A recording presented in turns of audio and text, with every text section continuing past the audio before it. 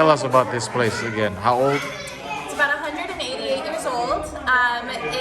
Construction started in 1829 and it finished in 1834. So just a little more than 5 years old at that point technically. But it was built with enslaved labor. But that was off the records technically. Officially, in the military reports, they were hiring day laborers and artisans to work on the fort. But in reality, the newspapers in town revealed that they were advertising for enslavers to send over and hire out their enslaved workers to this project. So we know that at least at a time, 100 laborers were out here isolated from the city, from their families, from their friends, working 12-hour days, facing disease, risk, poisonous snakes, all sorts of things when they're working. Yeah, it's honestly an amazing feat what they accomplished. And if they didn't already have construction skills before they arrived, many of these enslaved workers left with a highly valuable skill and training at the end of it all. Arches like these, the science of it dates back to like the Greeks and the Romans. They're very powerful, strong, supportive arches that can support amazing amounts of weight. Right.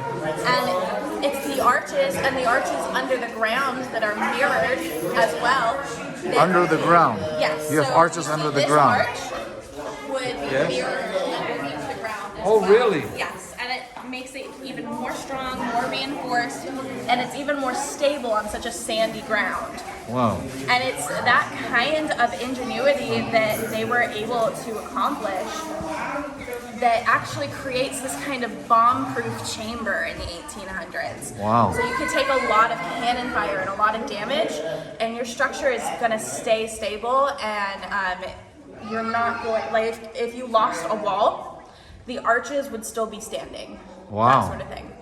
It would So- take a lot of damage. How many soldiers can this fort So host? the average amount of soldiers that were here for the majority of this fort's functioning would have been about 50 or 60, just basic maintenance and command. But during war times, you could have anywhere between 500 to 1,200 in here to outlast a siege, if that's what you're facing. We have reports of during the Civil War there being anywhere between 1,500 to 2,000 Union federal soldiers on the island, but that does extend beyond the capable holdings of the fort itself. So we do know that quite a few hundred of them were likely camping outside of the fort.